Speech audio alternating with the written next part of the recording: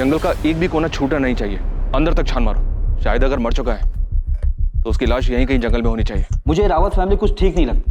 अदिति के गायब होने के कुछ दिन बाद जब हमें अदिति और शाहिद के बारे में पता चला तो इन लोगों ने केस क्लोज करने के लिए बोल दिया। इनफैक्ट इस बात का जिक्र भी नहीं किया कि अदिति और शाहिद शादी करने के बाद उनके घर आए और अब जब अदिति की डेड बॉडी मिली है तब इन लोगों ने बताया कि वो दोनों घर आए थे। मतलब आपको लग रहा है कि?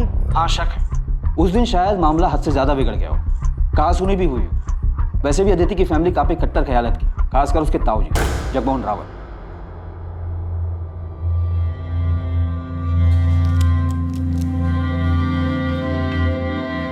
मैं जरा बाहर से होकर आता, कुछ काम है। तुम सुभाष को देखते रहे, अब भी दिल पर बोझ लेकर बैठे। लेकिन इसमें उनकी क्या गलती थी? वो खुद को क्यों दोष दे रहे? ज्योति, रिश्ते का गला घोटना इतना आसान नहीं है, फिर चाहे तुम्हारे पीठ में कोई चुराई क्यों न भोंक दे। सर, माथुर सर ने शाहिद के रायबरेली वाले घर का एड्रेस भेजा है। उदित, तुम तुरंत रायबरेली के लिए निकलो। और अगर ये सारा काम शाहिद का क्या कराया है और वो रायबरेली में कहीं छुपा हुआ है तो पहले से ही चौकन्ना होगा। और अगर उसे तनिक भी भनक लग गई तुम्हारे रायबरेली जाने के बारे में तो वहां से निकल सकता है और हम ये चांस बिल्कुल नहीं ले सकते। तो बी केयरफुल। मैं लोकल पुलिस से बात करूँ।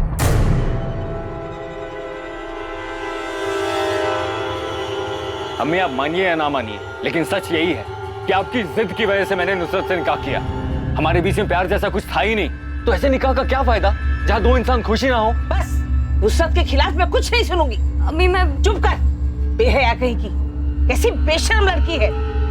अरे शादी का इतना ही शौक था तो जाके अपने माँ बाप से बोलती ना।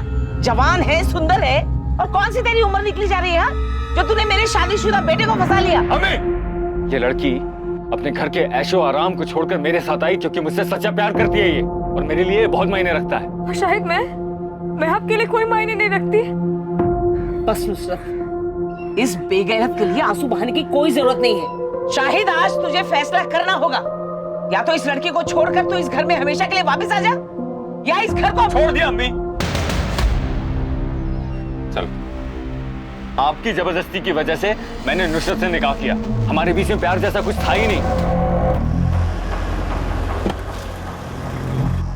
Welcome to Kanpur sir.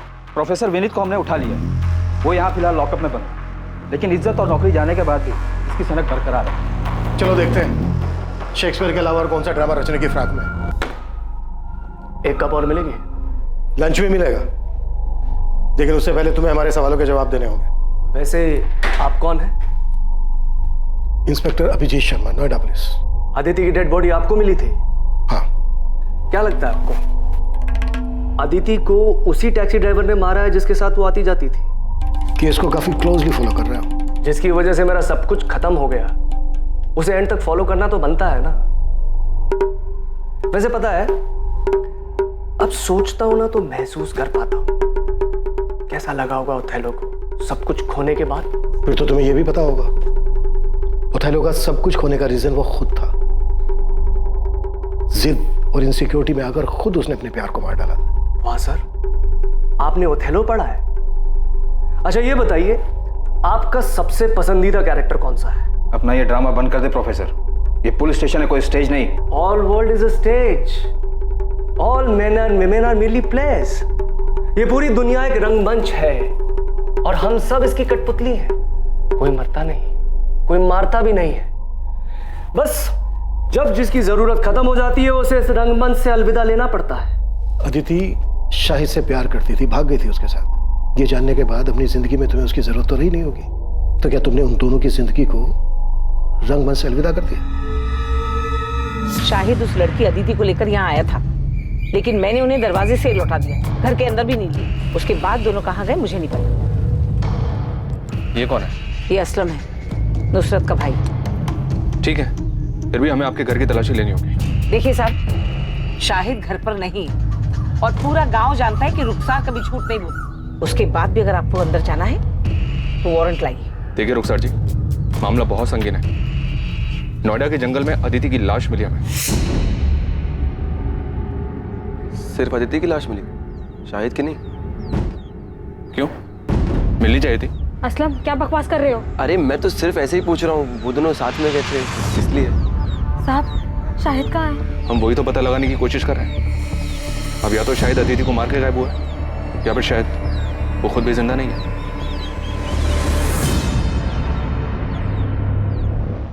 Aditi की शादी की बात सुनकर धमकी दी थी तुमने उसे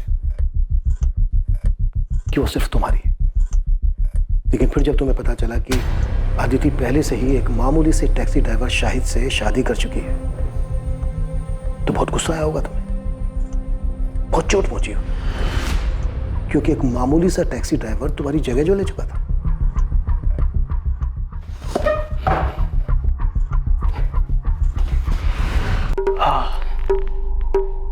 लीजिए, अब मैंने आपकी जगह ले ली, आपकी कुर्सी पर बैठा हूं, तो आप मेरा खून करना चाहते हैं? नहीं ना, क्योंकि आप जानते हैं कि मेरे यहां बैठने से आपकी वैल्यू और आपकी पोजीशन में कोई फर्क ही नहीं पड़ता। ठीक उसी तरह चाहे मुझे अच्छा लगा या नहीं लगा, सच यही था कि अदिति उस टैक्सी ड्राइवर से प्यार करती थी। मेरे जोर जबरदस्ती करने के बाद भी उसके मन में उस टैक्सी ड्राइवर के लिए जो प्यार था उसमें कोई फर्क ही नहीं पड़ता। इसलिए जगह ले ली नहीं ले ली ये सब बकवास है। एक बार को तो तुमने सोचा होगा कि अदिति पढ़ी लिखी लड़की है, उसका और तेरा इंटेलेक्चुअल लेवल मैच करता है, और दूसरी तरफ वो टैक्सी ड्राइवर शाहिद जिसका अदिति के साथ कोई मेल नहीं था। आपको लगता है कि मैं इंटेलेक्चुअल हूं और वो टैक्सी ड्राइवर गवार है? सर, ये सिर्फ एक मुखौटा है जो अंदर के असली चेहरे को छुपा देता है। बात को गोल गोल घुमाने से मुद्दा नहीं बदल जाता प्रोफेसर। जो बात है सच सच बता दे, वरना इसी लॉकअप के अंदर एक एक करके तेरे चेहरे से सारे मुखौटे उतार देंगे हम। मुखौटा पहले उनका उतारिए जो खानदानी और इज्जतदार होने का दावा करते हैं, और फिर उसी शान की आड़ में अपनों की ही बलि चढ़ा देते हैं। अदिति का मर्डर उसकी फैमिली का है? नहीं, मैंने ऐसा तो नहीं कहा, लेकिन लगता है आपके मन में उनके लिए शक है, तभी सबसे पहले उनका ख्याल आया। वैसे आपको उस टैक्सी ड्राइवर की फैमिली पर भी शक होगा। जरा सोचिए ना सर, अगर मोहब्बत की दुश्मनी फैमिलीज ना होती तो ये दुख भरी प्रेम कहानियां अमर कैसे होगा?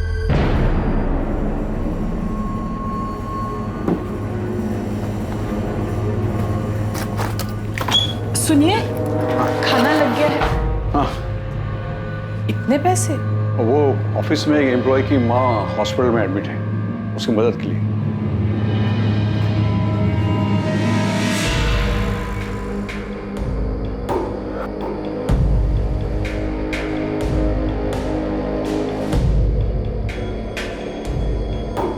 नुसरत, भूल जा उसे। ये मान ले कि मेरा बेटा कभी तेरे लायक था ही नहीं।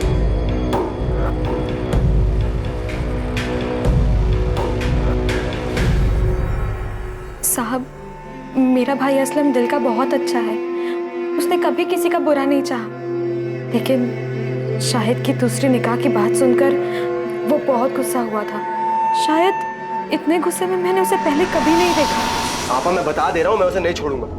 तूने मुझे फोन क्यों नहीं किया जब वो यहाँ आया था? और वो कहाँ गया, कुछ बोल के गया है?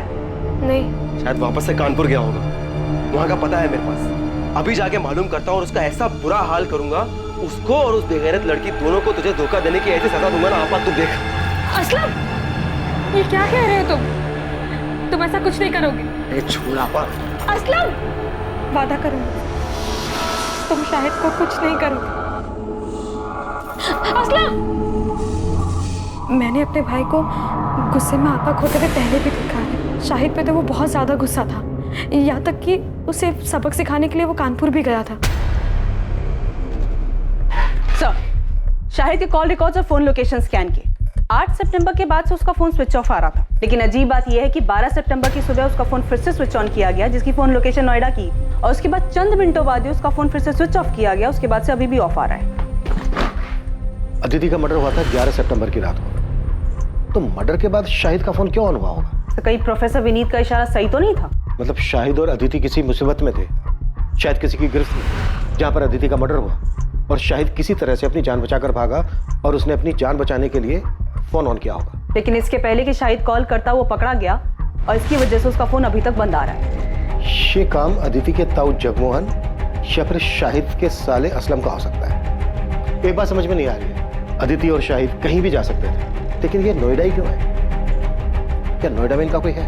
तो अदिति का तो पॉसिबल नहीं है, पर शायद शाहिद का कोई दोस्त या रिश्तेदार यहाँ नोएडा में रहता हो, जिसकी मदद से वो दोनों यहाँ पे आए। शाहिद के कॉल रिकॉर्ड एक बार फिर से स्कैन करो। देखो, फोन बंद होने से पहले उसने नोएडा के किसी नंबर पर बात की थी क्या? शाहिद का फोन ऑफ होने से पहले उसकी उस पूरे हफ्ते सिर्फ 5 नंबर पे बात हुई है, इन 5 नंबर पर। शायद इनमें से कोई नोएडा में रहता हो। अच्छा, शाहिद की लास्ट बात 443790 पर हुई है। मैंने इस नंबर के कॉल रिकॉर्ड्स मंगवाए। इस नंबर पर डायरेक्ट बात करो। शायद इसको पता हो कि शाहिद और अतिथि के साथ क्या हुआ। हेलो, आप कौन? मैं असिस्टेंट सब इंस्पेक्टर सुधा अवस्थी बोल रही हूँ। जी जी मैडम, मैं मनोज गोयल बोल रहा हूँ। क्या आप नोएडा में रहते हैं? जी हाँ मैडम, मैं नोएडा में ही रहता हूँ। शाहिद बेग को जानते हो? जी हाँ मैडम, मैं जानता हूँ शाहिद बेग। शाहिद बेग गायब है। उसके फोन से जो 8 सितंबर को लास्ट कॉल किया गया था वो आपके नंबर पे किया गया था। मयूरी बाग पुलिस स्टेशन आ जाइए, आपसे बात करें। अरे साहब, आप लोग ये क्या कह रहे हैं? मैंने कुछ नहीं किया है। असलम, छूट नहीं हमसे, समझा? हमें पता है कि तुझे अपने जीजा पर बहुत गुस्सा था और तू अपने जीजा को और उसकी दूसरी पत्नी अदिति को सबक सिखाना चाहता था, और तुम दोनों के पीछे कानपुर भी गया था। हाँ साहब, मैं कानपुर गया था क्योंकि उस कमीने ने मेरी आपा को धोखा दिया था। लेकिन साहब, जब मैं उसके घर पहुंचा तो वहां ताला लगा हुआ था। साहब, मुझे वहां कोई नहीं मिला तो मैं रायबरेली वापस लौट आया। और साहब, अगर मुझे वो शाहिद मिल भी जाता तो मैं उसे 2 हाथ मारकर छोड़ देता, उसकी जान थोड़ी ना लेता। आखिर मेरी आपा का पति है वो, उसको मारकर मैं अपनी आपा को बेवा नहीं कर सकता था साहब। मैं तो सिर्फ उसे सबक सिखाने के लिए, डराने धमकाने के लिए गया था, ताकि वो उस लड़की को छोड़कर मेरी आपा के पास वापस आ जाए। मान लिया कि तू अपनी बहन के पति को नहीं मार सकता था, पर तू अपनी बहन के सौतन को मार के अपनी बहन के घर को दोबारा तो बसा सकता था ना? साहब, मैंने किसी को नहीं मारा है साहब। अच्छा, तो तू 10 से 12 सितंबर के बीच नोएडा में नहीं था? नहीं साहब, मैं यहीं रायबरेली था, बस कानपुर गया था और वहां से आने के बाद कहीं नहीं गया। तेरे कॉल रिकॉर्ड्स मंगवाए हमने, समझा? अगर पता चला ना कि तूने झूठ बोला हमसे, तो कानपुर तो क्या, तो इस थाने के बाहर 4 कदम चलने लायक नहीं बचेगा, समझा?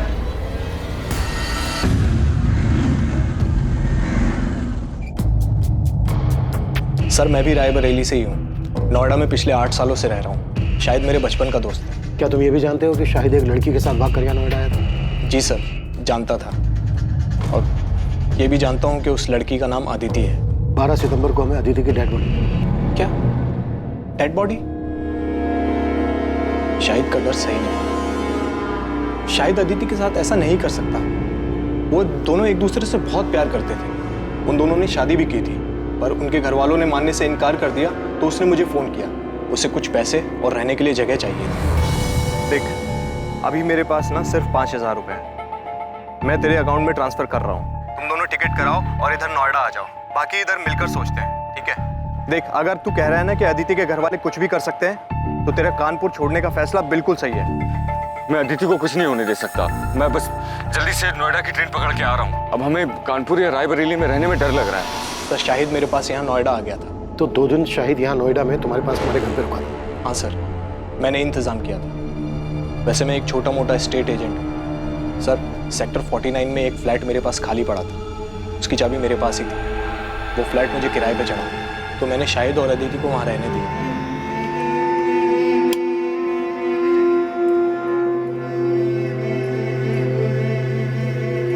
भाई, घर ज़्यादा बड़ा तो नहीं है, लेकिन तुम लोग अपनी गृहस्थी बसा सकते हो।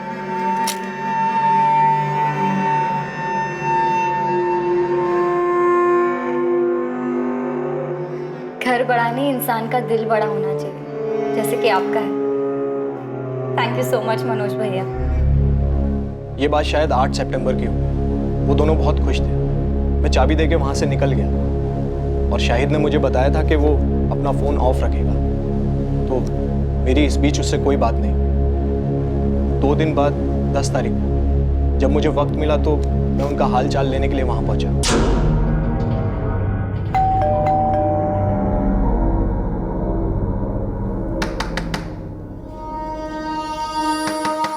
जब काफ़ी देर तक दरवाज़ा पीटने के बाद भी उन्होंने कोई जवाब नहीं दिया, तो मुझे थोड़ा अजीब लगा। मेरे पास फ्लैट की डुप्लीकेट चाबी थी, जिससे मैंने फाइनली दरवाज़ा खोला।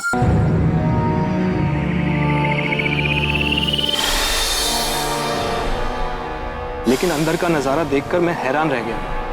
पूरा घर बिखरा पड़ा था। शाहिद, अदिति। मैंने अंदर जाकर भी देखा, लेकिन दोनों अदिति और शाहिद वहाँ नहीं थे। सर, मैंने शाहिद का फ़ोन भी ट्राई किया था, लेकिन वो बंद था। मुझे समझ नहीं आ रहा था कि वहाँ हुआ क्या था। तुम्हें अपने दोस्त की इतनी चिंता थी तो फिर पुलिस को फ़ोन क्यों नहीं किया? घर इतनी बुरी तरह से तहस नहस था, तो तुम्हें लगा नहीं कि कोई बड़ी बात हो सकती है? वो दोनों किसी मुसीबत में हो सकते हैं। सर मैं डर गया था घर को उस हालत में देखकर, और फिर अगर घर के मकान मालिक को ये बात पता चल जाती कि मैंने ऐसे ही ये घर किसी को दे दिया तो मैं बहुत प्रॉब्लम में फंस जाता सर। इसलिए 2 दिन तक मैंने किसी को कुछ नहीं कहा। फिर मुझसे रहा नहीं गया सर, मैं पुलिस के पास आने ही वाला था कि शाहिद का फ़ोन मुझे आया। 2 दिन बाद यानी कि 12 तारीख को। लेकिन अदिति का मर्डर तो 11 तारीख की रात को हुआ। और शाहिद का फोन तो बंद था। इनफैक्ट 12 सितंबर की सुबह को कुछ सेकंड के लिए उसने अपना फोन ऑन किया था, लेकिन उस बीच उसने कोई कॉल नहीं किया। हाँ मैम, उसने अपने मोबाइल से नहीं किसी अनजान नंबर से कॉल किया था। मनोज, वो लोग अदिति को उठा के ले गए। अरे कौन ले गया, कहाँ ले गया? उस दिन घर में हुआ क्या था शाहिद? मैं उसको प्रॉमिस किया था मैं उसे कुछ नहीं होने दूंगा, लेकिन मैं उसको नहीं बचा पाया मनोज। नहीं बचा पाया मतलब? क्या हुआ अदिति को? तुम दोनों ठीक तो हो ना? मुझे उसके बगैर नहीं जीना मनोज, कोई मतलब नहीं है जीने का उसके बगैर। Hello Shahid, hello sir. मैंने फिर से उस नंबर पे कॉल किया तो पता चला वो नोएडा के किसी पीसीयू का नंबर है। मैं बहुत डर गया था सर, मुझे कुछ समझ नहीं आ रहा था। मैंने तो दोस्ती यारी में उसकी मदद की थी, पर इस झमेले में और नहीं फंसना चाहता था, इसीलिए मैंने किसी को कुछ नहीं बताया। अच्छा, शाहिद ने जब उस दिन तुम्हें फोन किया और कहा कि कुछ लोग अदिति को उठा कर ले गए, क्या लगता है तुम्हें शाहिद किसकी बात कर रहा है? पता नहीं सर, उसने किसी का नाम तो नहीं बताया, पर हाँ उसने एक बार बताया था कि अदिति के घर वाले काफ़ी रूढ़िवादी किस्म के लोग थे। मुझे पता नहीं, पर उस दिन शाहिद से बात करके मुझे सबसे पहला ख्याल अदिति के घर वालों का आया। असलम के कॉल रिकॉर्ड्स आ गए? नहीं सर, अभी तक नहीं आए, पर हमारी नज़र 24 घंटे उस पर है। सर मनोज को जिस पीछे से कॉल आया था वहाँ कोई सीसीटीवी नहीं है। दुकानदार को भी कॉलर का चेहरा याद नहीं है। हमने उसे शाहिद की फोटो भी दिखाई, पर वो पहचान नहीं पाया। मनोज की बात से तो ये ऑनर किलिंग का ही केस लग रहा है। एक काम करो, अदिति के ताऊ जगमोहन और पिता सुभाष, इन दोनों को भी कॉल रिकॉर्ड्स निकालो। हो सकता है इन दोनों ने ये काम किया हो, और पूरे चांसेस हैं कि इस केस में सुपारी दी गई हो।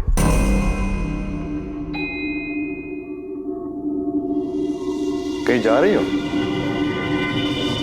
हाँ, वो थोड़ा बाजार जा रही थी, सामान लाना था। अरे तो ड्राइवर को बोल देती, वो लेके आता। अरे नहीं, यही पास के बाजार ही जा रही हूँ, पैदल चली जाऊंगी, इसी बहाने थोड़ा चलना हो जाएगा।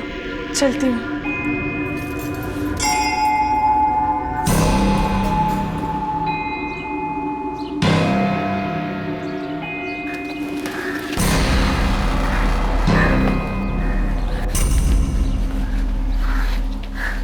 सोनाली, माँ,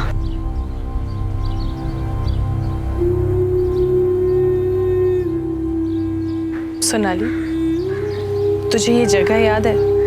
तुझे और अदिति को ये जगह बहुत पसंद थी। तू तो दूसरे बच्चों के साथ खेलती थी, लेकिन अदिति चुपचाप एक जगह बैठकर किताब पढ़ा करती थी। मैंने जो किया उसके लिए अब तक नाराज हो आप मुझसे, या आप पापा से डरती हैं कि उन्हें पता चल गया तो बवाल मचा देंगे? सोनाली, ये सब इतना आसान नहीं है। हम जिस समाज में रहते हैं, बस इसी समाज की वजह से आज तुम्हारी दोनों बेटियां तुमसे अलग हैं, और पापा की रूढ़िवादी सोच की वजह से ना आज अपनी एक बेटी को हमेशा हमेशा के लिए खो चुकी हैं आप।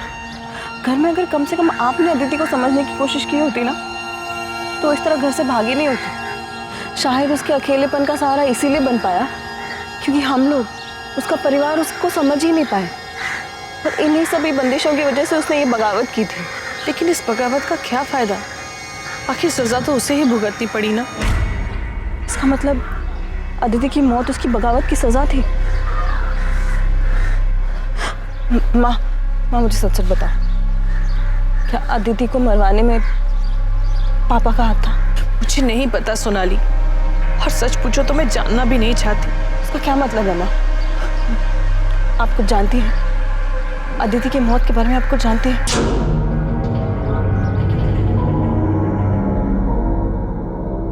सुभाष, संभालो अपने आप को। अरे जिसने एक पल में बिना सोचे हम सबको पराया बना दिया, अपने नाम और परिवार की इज्जत के बारे में तक नहीं सोचा, उसके बारे में भूल जाना ही अच्छा है। भैया, आप जिसकी बात कर रहे हो मेरी बेटी है। सुभाष, अदिति मेरी भी बेटी थी। मेरे लिए भी ये सब करना आसान नहीं है, लेकिन अपने परिवार और प्रतिष्ठा बनाए रखने के लिए हमने जो फैसला लिया है वो बिल्कुल सही है। जब से अदिति की लाश देखी है तब से घूम फिर कर ये बात मेरे मन में आके अटक जाती है। फिर लगता है कि नहीं, वो ऐसा कुछ नहीं कर सकते, लेकिन उनकी बातें याद आ जाती हैं और फिर लगता है कि इन सब के पीछे इन्हीं का हाथ है। हाँ, ये सच है कि 3 साल पहले जब सोनाली घर से भाग गई तो मैंने कुछ लोगों को पैसे दिए, उन्हें सोनाली के पीछे भेजा था, लेकिन उसे मारने के लिए नहीं, बल्कि उसे वापस घर लाने के लिए। बाप हूं मैं उसका, कसाई नहीं हूं। इससे पहले कि वो भानु से शादी कर ले, मैं एक आखिरी कोशिश करना चाहता हूँ। पहली बार सोनाली आपके हाथ से बच के निकल गई, आप कुछ नहीं कर पाए, लेकिन इस बार अदिति के वक्त आप कोई चांस नहीं लेना चाहते होंगे। वैसे भी अदिति आपकी सगी बेटी तो थी नहीं। जब अदिति और शाहिद आपके पास आशीर्वाद लेने आए होंगे तो आपका खून तो खोला ही होगा। मैं अदिति पर गुस्सा नहीं था, उसकी नादानी पर हैरान था। बुरा तो इस बात का लग रहा था कि मैं अपनी बेटी को समझ ही नहीं पाया। शायद इसीलिए उसने मुझसे बिना पूछे इतना बड़ा कदम उठाया, इतनी बड़ी गलती कर दी। तो मतलब आप ये मानते हैं कि अदिति ने जो किया वो गलत था? हाँ, बिल्कुल गलत था, और आज जो उसकी हालत हुई है वो उसी गलती का नतीजा है। तो आप ये मानते हैं जगमोहन जी कि अदिति की मौत उसकी गलती की वजह से हुई? तो जाहिर सी बात है इस बात पर आपको खुशी हुई हो। ये कैसा बेहुदा सवाल है इंस्पेक्टर? अदिति मेरी भी बच्ची थी, मुझे जिंदगी भर उसे खोने का दुख रहेगा। और पछतावा? हाँ, वो भी है कि मैं अपनी बेटी को समझ नहीं पाया। बाप होने के बावजूद अपनी बेटी को बचा नहीं सका। भैया का तो नहीं जानता, पर मैं अपनी बेटी को कभी कोई नुकसान नहीं पहुंचाऊंगा। हर मुजरिम शुरुआत में अक्सर यही राग अलापता है जगमोहन जी। ठीक है, इसके आगे मैं कुछ नहीं बोलूंगा। आप जो सोच रहे हैं उसे साबित करके देखिए।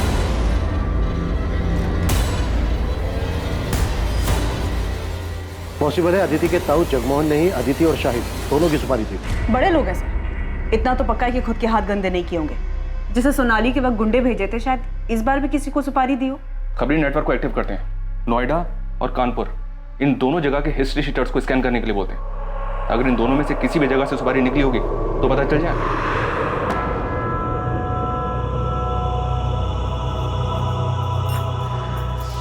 नुसरत बेटा, मैं समझती हूँ जो कुछ भी हुआ उसके बावजूद शाहिद तुम्हारा शौहर है, तुम्हें उसकी याद तो आती होगी, लेकिन जो गलती शाहिद ने की ना वो माफी के लायक नहीं थी। मैंने वही किया जो मुझे सही लगा। यही तो मुश्किल है ना अम्मी, आप सब ने वही किया जो आप सबको सही लगा।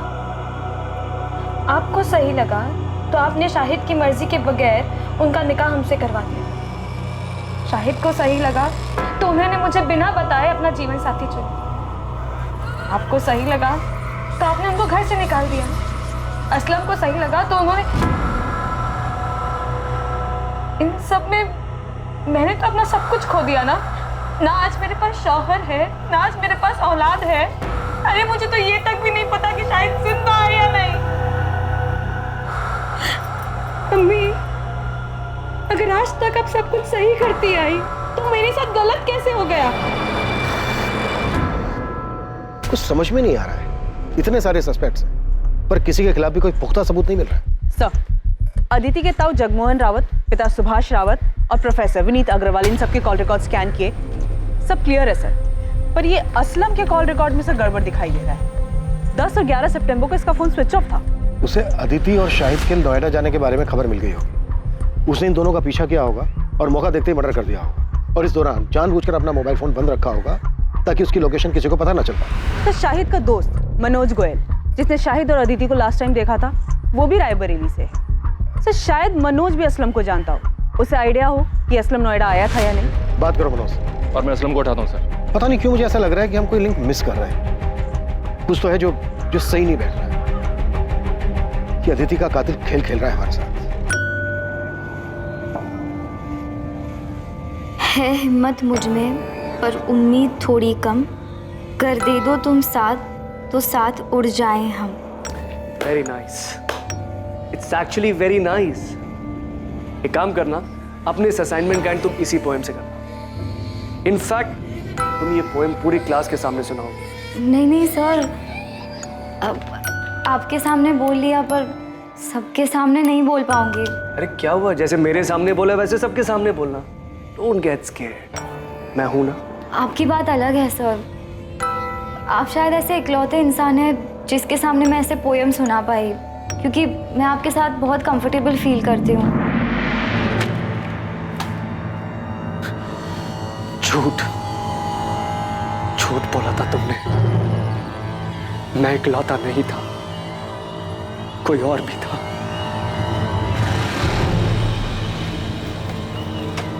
आ गया? जमानत मिली या जेल की दीवार फांद के आया है? ताना मारने की जरूरत नहीं है, पता है मुझे। पुलिस को आप ही ने चुगली की होगी। आपको लगता है अदिति और शाहिद को मैंने मारा? मुझे किसी को चुगली करने की जरूरत नहीं बच्चे, लेकिन हाँ, अगर मुझे पता चला कि तूने मेरे शाहिद के साथ कुछ किया है तो मैं पुलिस के पास जरूर जाऊंगी, लेकिन तुझे मारने के बाद। हाँ मैडम, शाहिद के साले का नाम असलम है, पर मुझे ये नहीं पता कि असलम शाहिद से गुस्सा था या नहीं। मैं उससे कभी नहीं मिला। और कुछ पता असलम के बारे में कि 10 और 11 तारीख को वो नोएडा में था या नहीं था? पता नहीं मैडम, पर असलम ने कुछ किया क्या? शाहिद के बारे में कुछ पता चला कि वो कहाँ है? मैम वो मिल तो जाएगा ना? कभी कभी लगता है कि अदिति की तरह कहीं वो भी। मनोज, अभी इस बारे में कुछ पता नहीं चल पाया, लेकिन अगर तुम्हें कुछ पता चलता है या कुछ याद आता है तो हमें फौरन बता। जी मैम। ये क्या तमाशा लगा रखा है आप लोगों ने? जब देखो उठा ले आते हैं। तब समझता हूँ मैं, आप लोगों को कोई मिल नहीं रहा है इसलिए बार बार मुझे बलि का बकरा बना रहे हैं। गरीब आदमी उसने मेरा फायदा देख असलम, ये नौटंकी ना नेताओं के लिए छोड़ते। इस बार पुलिस का डंडा चालू हुआ ना तो फिर रुकना मुश्किल है, सोच ले। कॉल रिकॉर्ड्स के हिसाब से 10 और 11 सितंबर को तेरा फोन बंद था। फोन क्यों बंद था तेरा? कहाँ था 2 दिन? यहाँ नोएडा शाहिद के बीच आया था ना तू? नहीं सर, दोनों दिन मैं अपने घर पर ही था। मेरा फोन खराब हो गया था इसलिए बंद था, और मैं बीमार था इसलिए फोन ठीक करवाने बाहर नहीं जा पाया। इन 2 दिन में तेरे साथ था कोई जो तेरी इस बात को कंफर्म कर सके? ये इत्तेफाक नहीं हो सकता असलम कि जिस रात अदिति का मर्डर हुआ उस रात तेरा फोन भी खराब था। बल्कि सच ये है कि फोन तूने जानबूझ के बंद रखा था ताकि ये पता ना चल सके कि तू इधर नोएडा में फंस गया तू असलम। बेहतर तेरे लिए यही है जो भी सच है वो गलत है, नहीं तो ऐसा बीमार करेंगे कि जिंदगी में कभी ठीक नहीं हो पाएगा। सोच ले। असलम को बुरी तरह से तोड़ा, लेकिन अभी वो वही रट लगाया हुआ है कि 10 और 11 सितंबर को रायबरेली में ही था। इस बात के कोई सबूत नहीं है और ना ही उसकी बहन को इसके बारे में कुछ पता है ठीक से। सर, अदिति के मर्डर में असलम के हाथ होने के पूरे चांसेस हैं, लेकिन असलम के खिलाफ अभी सारे सबूत सर्कमस्टेंशियल है। सबूत करने के लिए हमारे पास कुछ सॉलिड होना चाहिए। साहब, मैं देता हूँ ना सॉलिड खबर। कल शाम को मैं नोएडा हाईवे के ढाबे पे बैठा हुआ था। उस वक्त वो अपना हिस्ट्री सीटर है ना मोंटी, वो भी वहाँ पर आया हुआ था। अब क्या बताऊँ दोस्त, आजकल लोगों को जुर्म की कदर ही नहीं है। साला पूरे नोएडा में रेड गिर गया, इसलिए ना मैंने अब बाहर का काम उठाना शुरू कर दिया। अभी कानपुर का काम उठाया था। बड़ा काम था क्या मोंटी भाई? अबे जबरदस्त काम था, एकदम जासूस टाइप का। पेमेंट सुनेगा ना तो साला दब के ही मर जाएगा। एक हिंदू मुस्लिम जोड़े को ढूंढने का काम था, सालों ने भाग के शादी की थी। तो काम हो गया था? अबे मोंटी शैम्पू कोई काम ले और वो होना, ऐसा होएगा कभी? उठा लो मोंटी को। अब ये मोंटी बताएगा कि इसने कैसे किया, किसके कहने पर किया।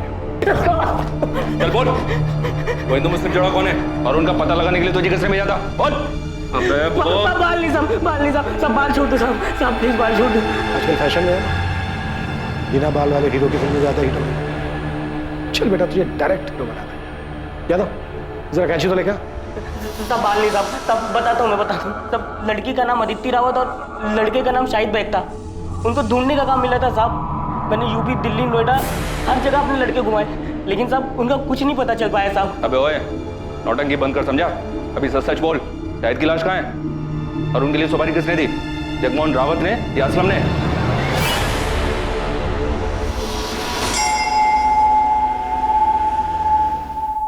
देखिए, बात को घुमाइए मत, सीधे सीधे बोलिए कि आपको लगता है मैंने अदिति को मारा है और आप मुझे गिरफ्तार करने आए।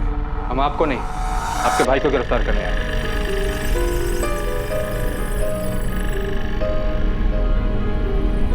सुभाष को क्या किया इसने? वो तो यही बेहतर बता पाएंगे। मोंटी को नोएडा पुलिस ने गिरफ्तार कर लिया है, उसने तुम्हारा नाम लिया। साहब 10 सितंबर को सुभाष रावत ने मुझे फोन किया था साहब। डन साहब, काम हो जाएगा, दोनों को ढूंढ लूंगा मैं। मेरे आदमी हर जगह काम होती, मैं आपको बता दूंगा। उसके आगे क्या करना है साहब, आप ये बताइए मुझे। उसके बाद क्या करना है मिलने के बाद बताऊंगा। उनके मिलते ही मुझे फोन करना, तुरंत। आपको देखकर ऐसा लगा नहीं कि आप इतने पहुंचे हुए निकलेंगे। एक हिस्ट्री शीटर से कांटेक्ट करके आपने उसे सुपारी भी दे दी? मैंने मोंटी को सुपारी अदिति को बचाने के लिए दी थी, उसे मारने के लिए नहीं। भैया बहुत गुस्से में थे और मुझे डर था कि कहीं वो उस गुस्से में अदिति को कोई नुकसान न पहुंचा दे। बेवकूफ समझ रहे हैं आप? देखिए, जो अभी सच है बता दीजिए। सच उगलवाने के लिए हमें हमारे तरीके आजमाने पर मजबूर मत कीजिए। मैं सच बोल रहा हूँ सर, आप मोंटी से पूछ लीजिए। क्या मैंने एक बार भी उसे अदिति या शाहिद को मारने के लिए कहा था? नहीं, मैंने उसे उन दोनों को ढूंढने के लिए कहा था। इसके बाद की प्लानिंग मैं पहले ही कर चुका था। मैं उन्हें सबसे छुपाकर चेन्नई भेजने वाला था, अपने दोस्त वेंकटेश मूर्ति के पास। वो मेरा कॉलेज का फ्रेंड है और मैं उसे अच्छी तरह से जानता हूँ, मुझे उस पर भरोसा था, इसलिए मैंने सारी बातें उसे पहले ही बता दी थी। लेकिन इससे पहले कि मोंटी अदिति का पता लगा पाता, हमें अदिति की लाश मिलने के बारे में पता चला। अगर आपको फिर भी यकीन नहीं है तो आप वेंकटेश से पूछ लीजिए, उसका नंबर है मेरे पास। अदिति का मर्डर 11 तारीख को और 12 तारीख को शाहिद ने अपने दोस्त को फोन किया था कि कुछ लोग अदिति को उठाकर ले गए। मनोज, वो लोग अदिति को उठा के ले गए। आपको क्या लगता है शाहिद का दोस्त आपके भाई जगमोहन की बात कर रहा था? मुझे अंदाजा ही नहीं था कि मेरा अपना भाई मेरे बारे में इतनी घटिया सोच रखता है। ज्योति, तुम्हें भी ऐसा ही लगता है? ओह, तो आज मेरे समझ में आया कि मेरा परिवार मेरे बारे में क्या जानता है, क्या समझता है। क्योंकि आपने कभी किसी को समझने का मौका ही नहीं दिया। सुभाष, मैंने हर फैसले में तू मेरे साथ खड़ा था। मैंने कभी कोई फैसला अकेले में नहीं लिया है। हम लोग भाई है सुभाष, हमारी परवरिश, हमारी सोच एक सी है। अदिति के देर से घर आने से लेकर उसके जीन्स पहनने, लड़कों के साथ बात करने, पढ़ाई के लिए बाहर जाने तक तुझे भी हर बात खटेती थी जितनी कि मुझे। और अगर ऐसा नहीं था तो तूने मुझे टोका क्यों नहीं? क्योंकि तू भी वही चाहता था। फर्क सिर्फ इतना है कि तूने हर बार बंदूक मेरे कंधे पर रखकर चलाई। अदिति और शाहिद की शादी से तुझे भी उतना ही बुरा लगा था जितना कि मुझे। क्या पता तूने मोंटी को उन्हें बचाने के लिए भेजा था या मारने के लिए। आप कह रहे हो कि मैं खुद अपनी बेटी को मरवाऊंगा? अच्छा, अपनी बेटी? आज जब तेरी अपनी बेटी की बात आई तो तूने बिना सोचे समझे मुझ पर उंगली उठा दी। सुभाष, एक ही सिक्के के दो पहलू है हम। फर्क सिर्फ इतना है कि हमारे चेहरे अलग अलग हैं। तूने मुखड़ा पहन रखा है और मेरा सच सबके सामने।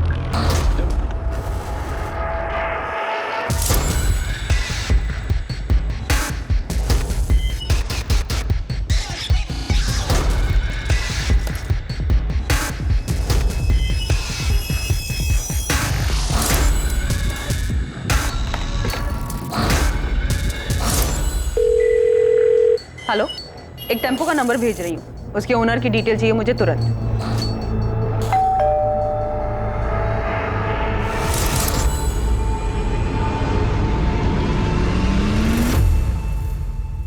मैं जानता हूं तुम्हारी मां तुमसे छुप कर मिलती। तुम्हारे लिए अच्छा ही होगा तुम हमारे परिवार से दूर रहो और ये बात दोबारा मुझे दोहरानी न पड़े। छूट क्या रहा है उसे?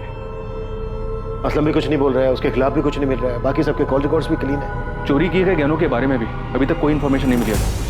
तकरीबन 15 लाख के थे, पक्का कातिल के पास ही होंगे। क्योंकि अगर उसने गहने बेचने की कोशिश की होती तो नोएडा, कानपुर या रायबरेली के किसी ज्वेलरी शॉप से ऐसी कोई खबर सामने आ ही जाती। 12 सितंबर की सुबह 2:54 पे ये टेम्पो चिवारी गांव की तरफ मुड़ा था। उस रात भर में ये अकेला व्हीकल है जो 1 बजे के बाद उस रास्ते से गुजरा था। तब मुझे पूरा यकीन है अदिति को इसी टेम्पो में ले जाया गया होगा। और सर, सबसे बड़ी बात, इस टेम्पो के ड्राइवर ने बताया कि उसके मालिक ने अचानक से उस रात फोन करके ये टेम्पो मंगवाया था। इसका मालिक का नाम?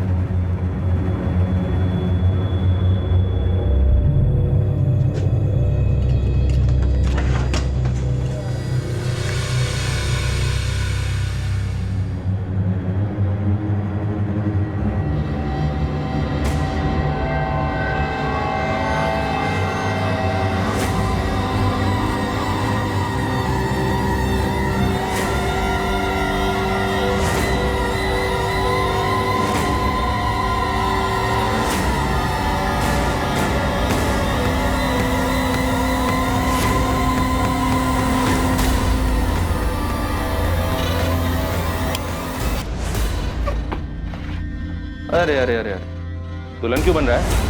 एक बार तेरी शक्ल तो देखने दे ठीक से। अड़ा, तो तू है ससुराल से बुलावा है तेरी, वहां चलकर चाहे जितनी मर्जी शर्मा लेना। चलो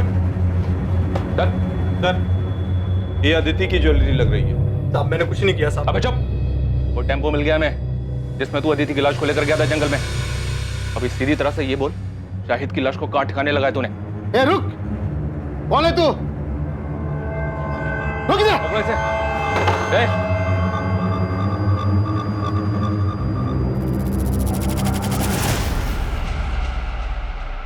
शाहिद बेग। ये जब से आया तब से इसने मुझे एक बार भी गहने छूने तक नहीं दिए। आज जब ये खाना लेने बाहर गया मैंने सोचा 2-4 गहने निकाल ले। मेरे साथ गद्दारी कर रहा था। इतना गिरा हुआ इंसान है। बंद करिए नौटंकी। और ये कैसी प्रेम कहानी है जिसमें लैला मर गई और मजनू अभी तक जिंदा है और उसके गहने दबाकर बैठा है? ऐसा मत कहिए सर, सच्चा प्यार कर रहे थे हम दोनों, निकाह भी किया था हमने, सबकी सहमति से नया घर बसाना चाहते थे, लेकिन ऐसा हुआ नहीं तो तुम अदिति को लेकर यहाँ नोएडा मनोज के घर ले आए। और सर हम इसके दिए हुए घर में खुश थे।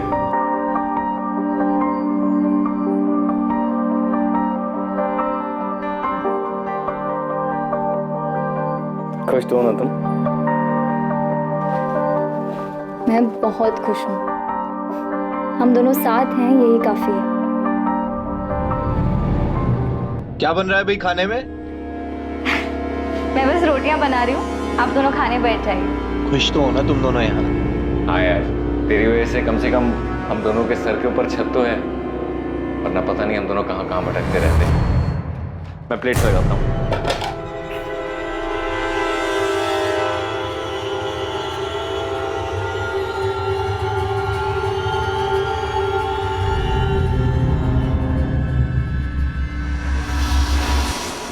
शाहिद ने मुझे कई महीने पहले अदिति की फ़ोटो भेजी थी। मुझे वो तभी से अच्छी लगने लगी थी और जब मैंने अदिति को सामने से देखा तो मेरा दिमाग घूम गया। मुझे हर जगह हर वक्त वही दिखाई देती थी।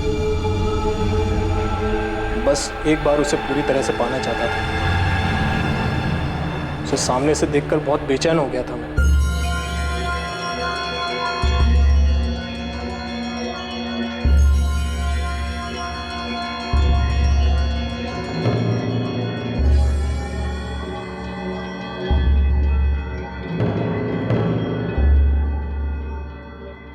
मनोज भैया, शाहिद बस 5 मिनट में नहाकर आएगा, तब तक आप चाय पीजिए।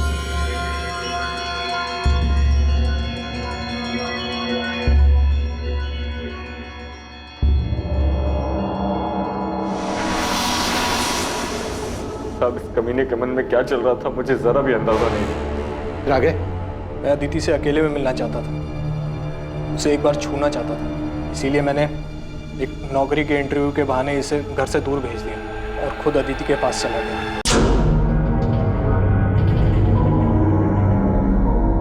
हो गया अदिति? हाँ, बस 2 मिनट।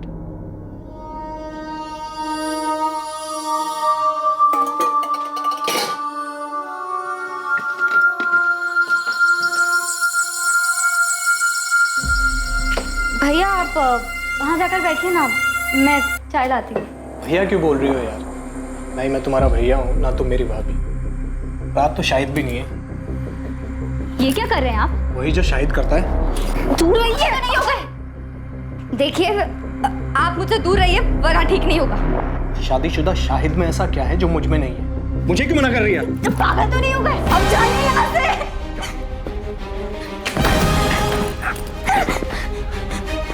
मैं मार दूँ, अब जाइए यहाँ से।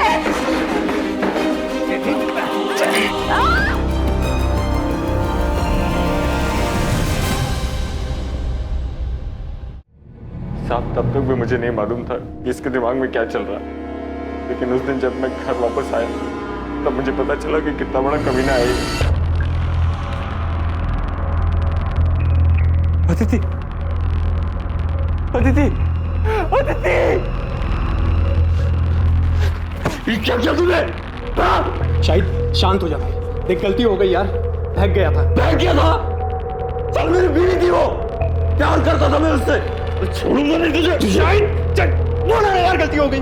दिमाग शांत रख और मेरी बात ध्यान से सुन।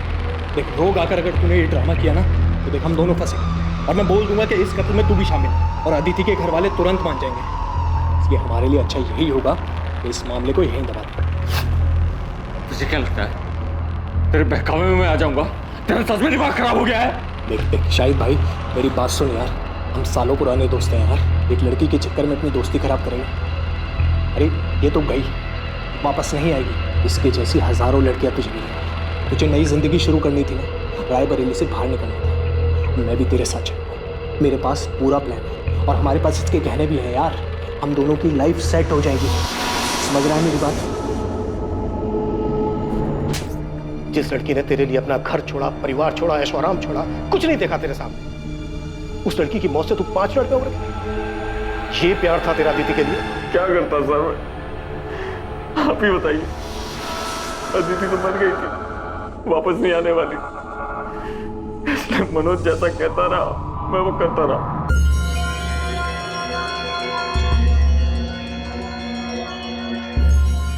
शायद देख, इस काम को हमें बहुत संभाल कर और आराम से करना होगा, समझा?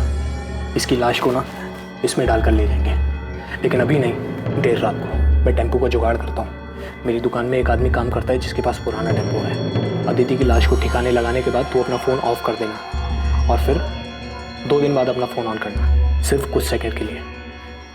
जब पुलिस को अदिति की लाश मिलेगी ना, तो वो मुझसे पूछताछ करने आएगी, तो मैं उन्हें बताऊंगा कि तुम दोनों के पीछे कुछ लोग पड़े थे जिन्हें अदिति के परिवार वालों ने भेजा था। अदिति को उन्होंने मार दिया और तू अपनी जान बचाकर भागा। फिर तूने अपना फ़ोन ऑफ कर दिया, तुमने फ़ोन ऑन किया, फिर तुम भी पकड़े गए और तुम्हारा फ़ोन फिर तुरंत बंद हो गया। इसमें पुलिस को यही लगेगा कि या तो तूने खुदकुशी की है या तेरे परिवार वालों ने तुझे मारा है। और जब तक ये मामला शांत नहीं हो जाता, मेरे पास एक और ठिकाना है, तू वहाँ छुप जा और सबसे पहले तेरा हुलिया बदलना पड़ेगा ताकि कोई तुझे पहचाने ना। कुछ गड़बड़ हो गई तो?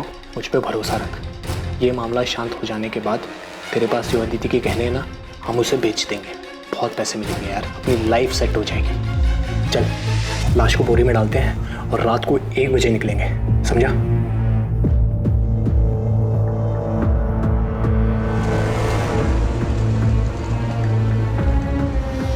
और फिर अदिति की लाश को हम जंगल में फेंककर घर वापस आ गए। साले तू अदिति से प्यार करता था, 5 मिनट में उसके कातिल के प्लान में शामिल हो गया ताकि तू अदिति के पैसों से एक सुकून भरी जिंदगी शुरू कर सके। मैं इसके बहकावे में आ गया था। मैं सच कह रहा हूँ, उसकी मौत का मुझे अभी भी बहुत अफसोस है। मैंने अपनी पूरी जिंदगी में तेरे जैसा स्वार्थी आदमी नहीं देखा। क्या नहीं था तेरे पास? हाँ? क्या नहीं था तेरे पास? एक समझदार बीवी थी, बेहद प्यार करने वाली अदिति थी, लेकिन सच ये है कि तू इनमें से किसी के लायक नहीं था।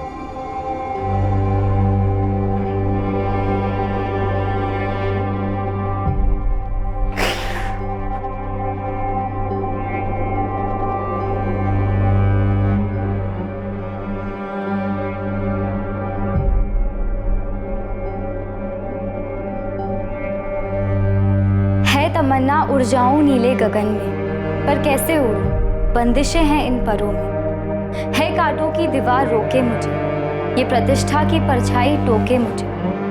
है अरमा छू लूं सितारों को, तोड़ दूं इन बंदिशों इन दीवारों को। है हिम्मत मुझ में पर उम्मीद थोड़ी कम है, कर दे दो तुम साथ तो साथ उड़ जाएं।